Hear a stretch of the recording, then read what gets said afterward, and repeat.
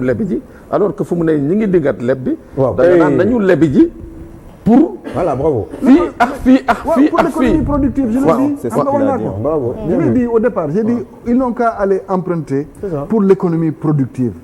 Qu'on arrête tout ce qui est investissement de prestige. ñu ñemee investir sur le Sénégalais gis nga tubaab bi li ñu réussir boo demee Paris depuis 5 siècles 6 siècles tu xam nga ci dara yow. c'est les mêmes bâtiments les Champs-Élysées ay pavés ñoo ci nekk.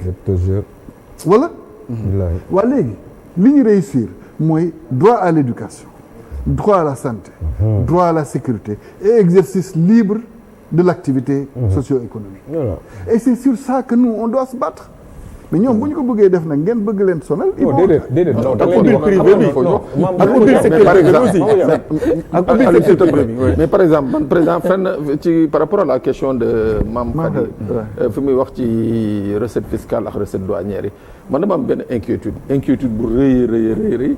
parce que déjà heureusement que la douane a revu à la baisse ses prétentions de 1500 mu ne damay wàcc ba 1300. mais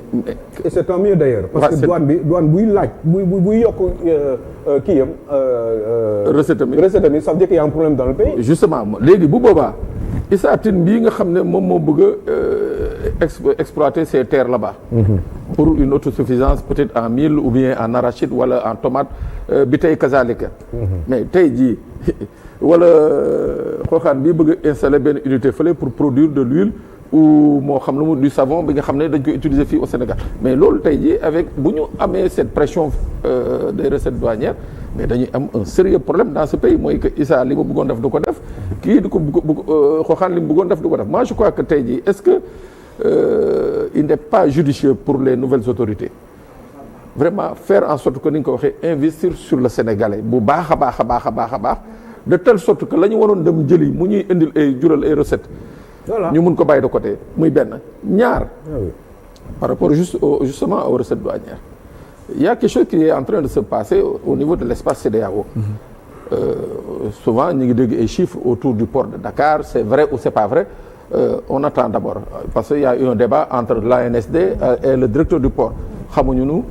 c'est avéré ou c'est pas avéré kan moo ci am dëgg mais tey li am de la réalité mooy que tey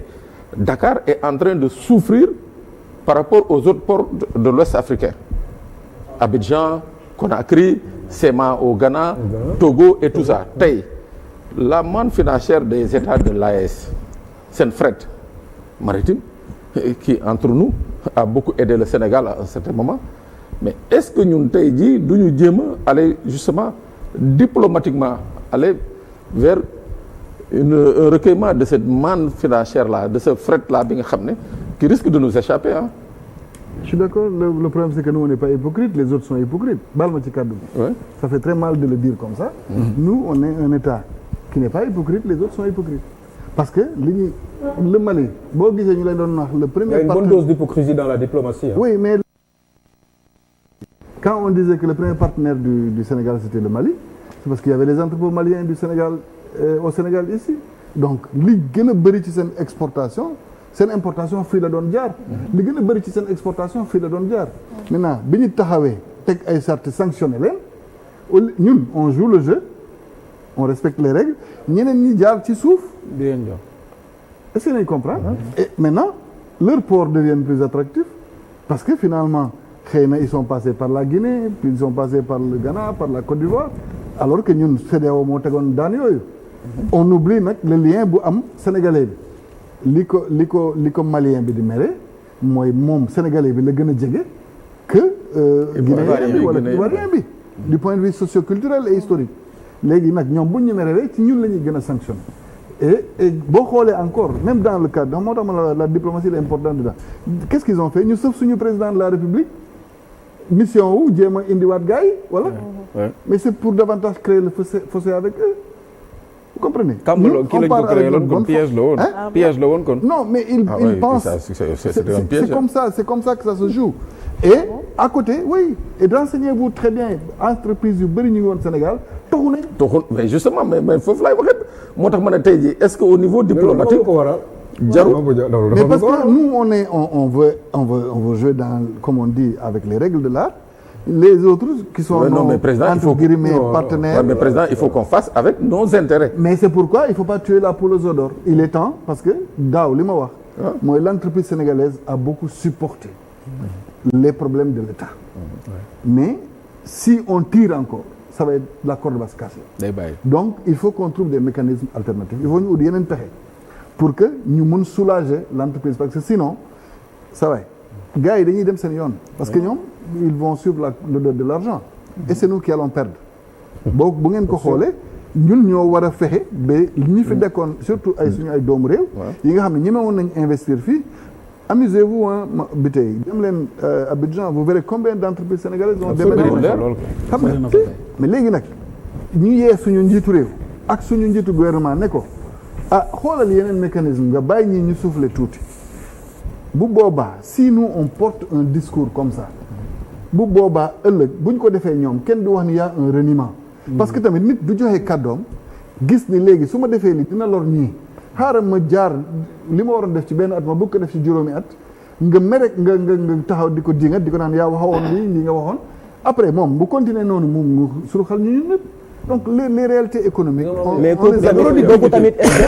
est-ce que du appartenir aux politiques tamit comme on a dit tout à l'heure ñoom ñu taxaw en face ñu wax nit ñi ne lii kat moo nekkoon li ñu mébétoon waaye la réalité a fait que mënatul am ñu wax ko au lieu de passer par des stratégies politiques ak ay communication c'est ce que je veux dire. fan ñu nekk quatrième sous-sol donc je pense que ne wax nañ ne. non mais ça ne suffit pas de dire que ne quatrième sous-sol lañ ko fekk. mais quand même il faudrait que nga wax nit ñi ne man kat lii laa leen digoon waaye li ma fi fekk kat méngootul ak li nga xam ne noonu laa waroon doxale il faudrait que maintenant ngeen am patience lii ak lii le chef du gouvernement l'a dit expliquer quoi. le chef du gouvernement l'a dit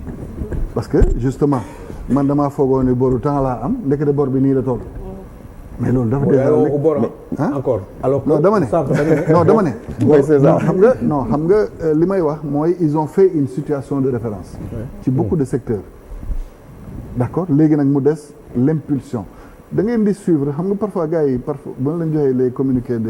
des conseils des ministres ci suuf la ñuy dem quoi ci nomination yi du ñu lire la marche de l'État mais il y a 2 conseils des ministres ils ont parlé de la relance de la dépense publique parce que le premier acteur économique c'est l'État si l'État ne dépense pas du ñu dem parce que moom c'est le premier contributeur moom impôt moom li mu ñuy fay impôt kenn fayuñu ko État Sénégal li muy fay impôt et domaine kenn fayu ko ci Sénégal donc donc son rôle d'acteur économique mu méngoowul nag gis nga quand vous êtes dans une logique financière da ngay nërmeelu quand vous êtes dans une logique budgétaire bu boobaa di nga suqali sa koom il faut que ñoom ñu xam ni on n'est pas là pour faire des profits on est là pour que le pays se développe dañ fi nekk pour que réew mi naat pour mu naat da ngay dem ñeme dugal sa loxo ci biir secteur yi nga xam ne gëm nga ni boo ci defee xaalis mu jural réew mi xaalis d'accord beneen bi encore une fois mooy mécanisme yi nga xam ne tey ci wàllu àdduna mais nañ ko d'accord xam nga en fait très souvent dañuy saboter xam nga la semaine là il y avait une levée de fonds au niveau de l'UEMOA le Sénégal avait besoin de combien de milliards 35 ils ont eu combien 29 comment non 43 ils ont dépassé mais on va manipuler l'information il faut qu'on arrête on met trop de pression c'est-à-dire les politiques sont comme ça ceux de Pastef qu'est-ce qu'on peut faire avec 43 milliards non si c'est une dépense ponctuelle aussi non écoutez nous avons un niveau de mobilisation de ressources publiques d'environ 300 milliards par mois quand même notre pays propre léegi am na loo sax nga ne c'est de Pastef bokkul foofu dafa am solo ce que Pastef fait c'est de défendre coûte que coûte ce que l'opposition fait c'est de tirer coûte que coûte et c'est ça qui n'est pas bon dans notre pays. Je suis d'accord. Et ça a été toujours moi comme ça. li ma fiy wax yëpp les gens vont scruter. Ça a été toujours comme ça ça a été toujours waaw parce que dañuy nekk dans l'opposition dafa bëgg a dugg dafa bëgg a bokk. je sais même pas certain est-ce que suba sax kenn du dem ne Ousmane Sonko gis nga Mame Boye Diao ne na da nga war a dem lebi pour communauté dama ko contre ci position xam nga c'est comme ça on s'épie alors que l'intérêt du Sénégal c'est qu'ils aillent emprunter am nañ ay mécanismes yu nga xam ne mën nañ leb fekk du taux yi gars yi di bëgg a imposer te gis nga boo lebiwee benn yoon 50 milliards 100 milliards à 5% ñoom ñooy ñëwaat ne la kaay nañ la lebal. xam nga Mame Boye Diao temps yële yëpp li ñu doon wax mooy dette bi 70% yi taux bi gars yi dépassé nañ ko def ko scandale ñu koy werante ci ñetti semaines yi yëpp passé wala weer sax à la limite parce que nee nañu taux d'endettement bi yegg na ba 99%. 100%, oui. 100%. léegi léegi 110%. d'accord non actuellement Nalala il est à 110%. d'accord dégg nga non admettons que loolu mu nekk. non dafa nekk. non d'accord naa nekk na. léegi loolu mu nekk ba pare. loolu ci loolu lañ doon toog di waxtaan pendant weer. man fii lañ taxaw ma ne leen mais nañu leb 30 000 milliards de francs ici fii laa ko waxee. voilà. non sama yoon nekkul ci loolu xam nga lu am importance. ba fi ñu koy def. impact bi mooy am ci askan parce que nag mais pourtant ñoom ci liñ doon waxtaan yëpp Sénégal mais lu tax ñun du ñu toog ñu ne ñun lii la ñu soxla di perte temps ci ay kii lepp na lii bu fekkee ni li ñu lepp genn wàll gi dañ ko saax-saaxe dugal ko feneen yoon na def liggéeyam ci foofu li ñu war a def kay mooy léegi nii comme Sénégalais yi dañu yàkkamte nan la ñu war a mën a def pour mbir mi gaaw ñu wuti xaalis fi ñu ko war a wutee jël les zones les zones prioritaires si je peux dire comme ça dugal fa xaalis bi ndax réew mi mën a suqaliku te bu boobaa nan la ñu war a def ci yan domaine d'intervention la ñu war a réagir pour que loolu mu mën a booster économie bi ndax mbir mi dox lan la ñuy def pour que en général une bonne politique industrielle buy permettre sénégalais ñu mën ci génn nga xam ne douane bi ñuy wax ni dañ ciy glorifier wu ni douane bi jël na 4 000 milliards loolu ñun dañ ko war a rus chaque année dañu war a def ba douane bi bu doon 4 000 milliards la doon jël ci ay recettes muy wàññeeku ba yegg 1 000 milliards et puis booy wax ak les bon évidemment y a le FMI boo xam ne quand même joué na beaucoup ci suñu économie mais FMI boobu bu fekkee ne da nga am yoo koy wax FMI on sait très bien que la France est actionnaire majoritaire du FMI te FMI am na contrôle sur certaines banques beaucoup de banques même yoo xam ne ay sociétés financières yoo xam ne la dañuy lebale xaalis te FMI am na droit de regard ci banque yooyu te dañ koy laaj moom balaa ñoo joxe qui sait que sax ndax 45 milliards yooyu FMI joxewul laajuñu ko xalaatam avant ñu koy décaisser yooyu yëpp ça joue donc politique diplomatique boobu ngay wax noonu il faut que quand même à un moment donné mu ñu toog di xuloo la Chine a réglé son problème Chine bi nga doon tudd sànq réglé na problème am ci 20 ans entre 79 ak 89 commencé di nekk si stade d'émergence est-ce que jar na xuloo bi wala waxante bi wala ŋàññante bi opposition boo fa nekkee comme ni nga ko waxee léegi tout le temps c'est pareil dañuy li ngay reprocher opposition bi tey jii nii c'est tout le temps la même chose est-ce que ñun waruñu jóg quand même rien que pour l'intérêt supérieur de la nation parce que on a au moins un seul petit point commun bu ñuy permettre ñun ñu mën a liggéeyandoo ensemble même bu fekkee ne am na ay divergences de vue mais au moins am na loo xam ne point commun la si ñun au moins sax xanaa ni nag war naa mën a jot gars yi bëgg nañ réew mi donc képp ku nga xam ne war nga mën dara ci réew mi muy yow Mame Boye Diao bu dee mën nga dara ci réew mi mais y a aucune raison politique foncière par exemple am nga ci expérience mais nga def ay proposition wax ko ñu koy waxtaane xool Mame Boye Diao li mu wax est-ce que mën na nekk wala xel nangu na ko wala déet bu boobaa ñu avaliser ñoom ñi nekk ci nguur gi aussi par rapport ak liggéey yi ñuy def ak ñi ñuy seetaan nit ñi di dégg ñoom tam ñu jëriñoo ci pour mën a faire quelque chose de concret mais j'aurais comme l'impression que ni ay werante rek la ay xuloo ay foncier ay saagante ay ŋaññante parce que bokkuma ci booru nit kooku loolu je pense que ni facteur boo xam ne la c'est retardant pour l'économie du pays te ñun économie bi moo ñu soxla parce que Sénégal dañu war a gindiku pour taux d'employabilité bi Sénégalais gën a am liggéey et cetera mais loolu yëpp doo ko fi gis et là loolu mooy demee nag nga gis ni weer bi di dem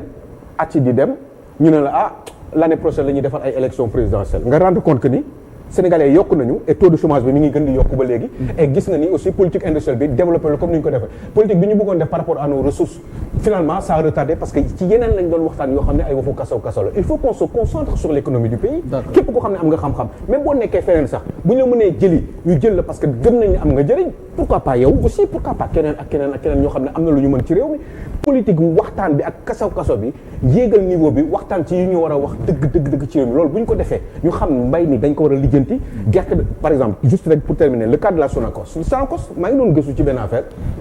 Sonacos capacité machine am yi amul capacité de plus de 300 000 tonnes 150 000 ba 200 000 la yam mais état bi prévision am 300 000 tonnes la d'arachide léegi ñoom finalement dinañ dem ba année bi jeex ils vont s'arrêter entre 150 000 ak 200 000 tonnes mais 100 000 tonnes yooyu lu ñu koy def ñoom après bu ñu ko jëndee donc pourtant baykat yi ñoo leen ko jaay léegi ñoom baykat yi dañuy liggéey ñoom ñu jël ko et 100 000 tonnes yooyu des duñ ko téye